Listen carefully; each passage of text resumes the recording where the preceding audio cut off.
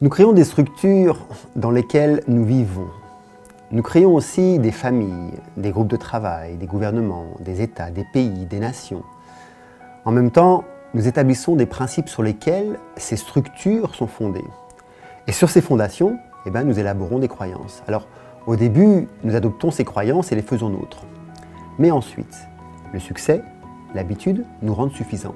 Et nous oublions de regarder, nous oublions d'écouter, de s'auto-observer. Nous oublions de comprendre les causes et les effets. Nous considérons ce que nous avons comme allant de soi, comme si ça avait toujours existé depuis que l'homme existe, comme si c'était la vie. Alors, nous fermons les yeux pour éviter de remarquer que certaines choses changent, que certaines choses évoluent, se transforment, que tout ce qui nous entoure a été créé, a été imaginé, que la corruption s'installe sans même que nous la voyions et que des êtres nous dirigent à notre insu, que nous devenons des machines, des robots. Nous nous levons, nous allons travailler et puis nous nous couchons. Et comme le chantait Balavoine, un soir nous nous demandons pourquoi je vis et pourquoi je meurs. Et le SOS d'intérieur en détresse se fait entendre de partout. Et puis tout part à volo. Alors la faute à qui? À la réalité? À la vie? Aux autres? Aux États? Aux anges? Aux dieux? Ou tout simplement à nous? Car nous n'avons pas été suffisamment attentifs ou pas du tout éveillés.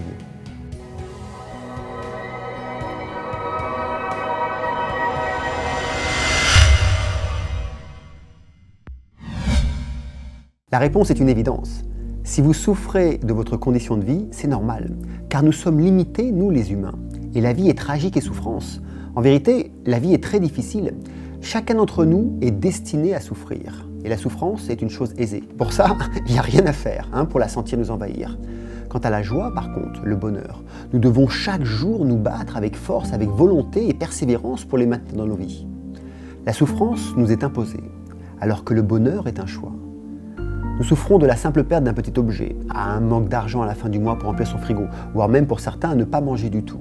Nous souffrons aussi d'un manque de moyens pour partir en vacances par exemple. Et cela, notre souffrance peut aussi aller jusqu'à la séparation, jusqu'à la mort d'un proche. Nos souffrances sont multiples et omniprésentes dans nos vies. La compréhension et la destruction de la souffrance sont d'ailleurs le chemin que le Bouddha historique, Siddhartha Gautama, a choisi et qu'il énonça sous les 4 nobles vérités. La vérité de la souffrance, la vérité des causes de la souffrance, la vérité de l'extinction de la souffrance et la vérité de la voie qui mène à l'extinction de la souffrance. Mais nous reparlerons plus en détail de la souffrance de la vie dans une autre vidéo.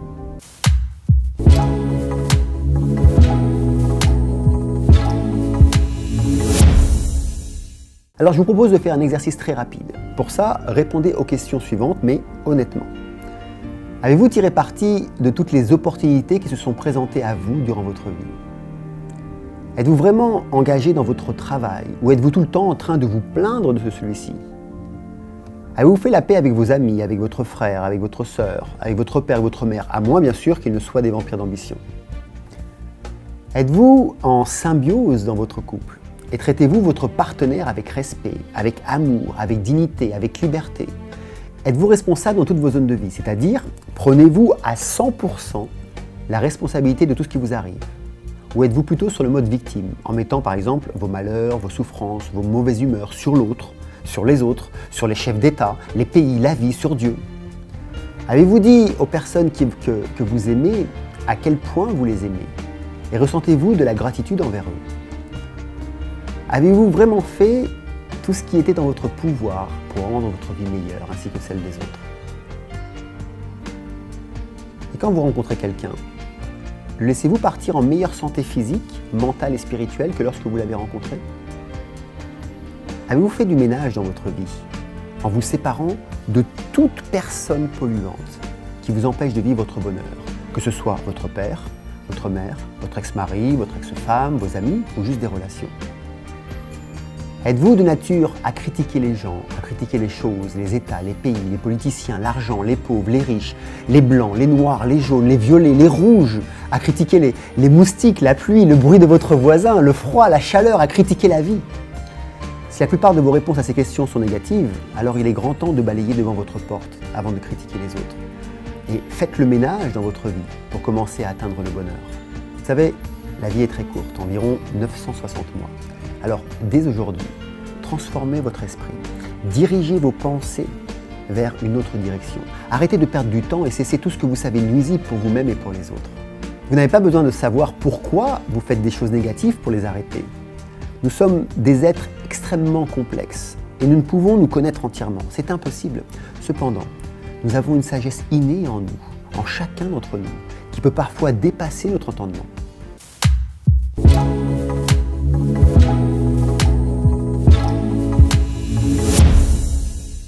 Pour ne plus souffrir et entrer dans la vague du bonheur, il convient dès maintenant de mettre un terme à tout ce qui vous fait souffrir, que ce soit des personnes, que ce soit des choses ou que ce soit des idées. Cessez de vous comporter de manière méprisable pour les autres, mais surtout pour vous. Cessez aussi de dire des choses qui vous affaiblissent en fin de compte et vous feront honte, car peut-être pas sur le moment, mais le soir, juste avant de vous endormir, vous êtes en face de qui? Juste de vous. Un espace où personne ne vous voit, personne ne vous entend, personne ne vous juge, sauf vous. Et ces auto-jugements vous rendront méprisables, vous rendront aigris, malades, et vous entrerez alors dans une boucle infernale de souffrance mentale.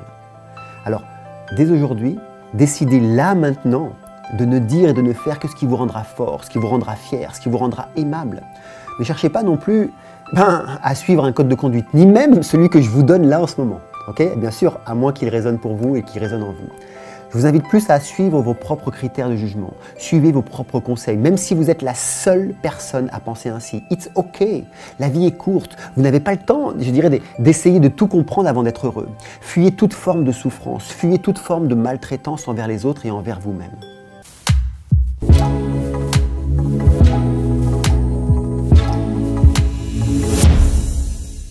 Sortez de la masse groupe. Ne rejetez pas la faute sur l'extrême droite, sur l'extrême gauche, sur le capitalisme. Ne rejetez pas la faute non plus sur vos ennemis, sur les religions du monde, sur les sectes, sur les gourous, sur vos compétiteurs, ou sur vos femmes, ou sur vos hommes, sur vos enfants, sur vos amis. Évitez de vouloir réorganiser tout ce monde avant d'avoir mis de l'ordre dans votre propre existence. Faites preuve d'un peu d'humilité. Vous savez, Ajahn Chah enseignait à ceux qui voulaient apprendre la méditation. Il leur disait ainsi, « Fais ton lit et range ton bureau ». Alors, les disciples lui répondaient, mais je ne vois pas en quoi faire mon lit et ranger mon bureau a à voir avec apprendre la méditation. Et Ajahn Chah répondait, si tu n'es pas capable de faire ton lit chaque jour et de ranger ton bureau, comment vas-tu alors ranger tes pensées? Comment vas-tu contrôler ton esprit? Parce que celui qui est incapable d'imposer un peu d'ordre et un peu de paix dans sa propre existence, dans son propre esprit, dans son propre cœur, comment voulez-vous qu'il réorganise sa famille, son entourage, sa ville, des systèmes, des pays? Laissez-vous guider par votre âme. Peu importe ce que les autres pensent de vous, soyez heureux. Et cela va transparaître autour de vous, jusqu'au point où votre bonheur deviendra contagieux. Plus vous serez heureux, ok, plus vous serez critiqué par ceux qui vous traiteront d'égoïste, de ne pas penser à la vie. Alors qu'en réalité, vous contribuerez pleinement au monde, bien plus qu'en étant en colère.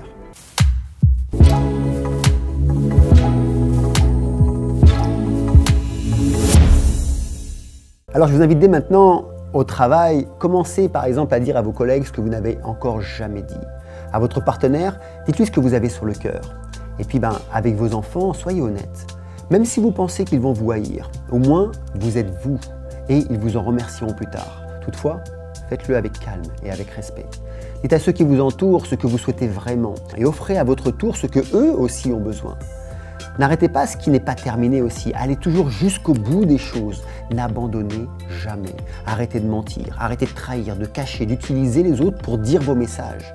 Lorsque vous agirez ainsi, votre esprit commencera par se poser, puis par s'éclaircir, puis vous deviendrez en paix avec vous-même. Arrêtez aussi de falsifier des créations imaginaires. Arrêtez de vous projeter dans un futur qui n'existait pas. Arrêtez de créer des histoires et de les afficher comme une réalité. Dès que vous agirez ainsi, vous verrez votre expérience de vie s'améliorer. Au bout de quelques temps, votre vie deviendra plus légère, plus simple. Vous verrez mieux dans une totalité au lieu de ne voir juste à travers qu'une seule fenêtre. Parce que la vie est multiple, elle n'est ni bonne ni mauvaise. Le monde aujourd'hui va très bien et il va très mal à la fois. Mais il a toujours été ainsi. Il y a des choses extraordinaires chaque jour qui se passent, des choses merveilleuses. Alors un conseil, concentrez-vous uniquement sur celles-ci. En agissant ainsi, vous verrez votre passé se démêler, se nettoyer, se purifier, devenir de moins en moins lourd. Vous serez moins amer envers vous-même, vous serez moins amer envers les autres, vous serez moins amer envers la vie. Vous serez plus fort, vous serez plus sûr, vous serez plus enthousiaste. Vous arrêterez naturellement de vous compliquer l'existence. Alors bien sûr, Ça ne vous empêchera pas d'éviter les catastrophes naturelles et inévitables de la vie, mais vous les prendrez avec sagesse, avec un recul léger. Et surtout, vous ne serez pas trompé. Vous n'entrerez pas dans les histoires de corruption, de manipulation. Vous saurez rester à votre place et vous saurez aussi aider les autres à alléger leur vie.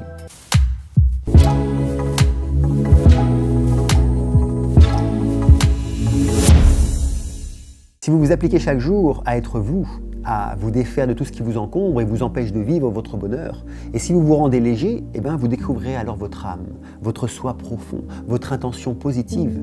Elle sera moins corrompue par les on-dit et les non-dits, par des histoires qui resteront des contes imaginaires tant qu'elles n'ont pas vraiment existé dans le moment présent. Vous ne serez plus pris dans la masse groupe.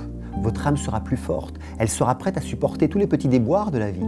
Vous saurez alors affronter chacun des problèmes qui ne deviendront plus un enfer de vie, mais juste une étape de plus à franchir, rien d'autre. Vous verrez toutes vos colères, vos angoisses, vos peurs du passé se dissiper. Votre âme considérera alors la vie comme un espace-temps à apprécier malgré la souffrance inhérente. Vous comprendrez surtout que si tout le monde faisait comme vous, le monde cesserait d'être négatif, cesserait d'être maléfique, cesserait d'être amphérique. Et si ceux qui vous entourent vous suivez à leur tour, et ainsi de suite dans une boucle que j'appellerais vertueuse, alors peut-être même que je me mettrai à rêver que notre monde finira d'être si tragique, si stupide, et deviendrait petit à petit édémique.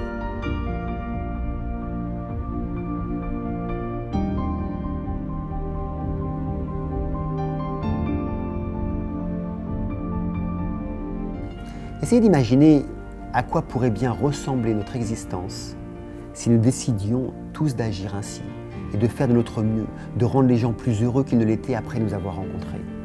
Peut-être trouverons-nous enfin cette paix de l'esprit que chacun recherche intérieurement. Peut-être aussi trouverons-nous le paradis perdu de tous les écrits sacrés. Peut-être deviendrons-nous enfin humains en acceptant notre fragilité. Pour ça, il suffit juste de vouloir le bonheur en balayant devant sa porte, en faisant du ménage dans sa vie avant de critiquer les autres.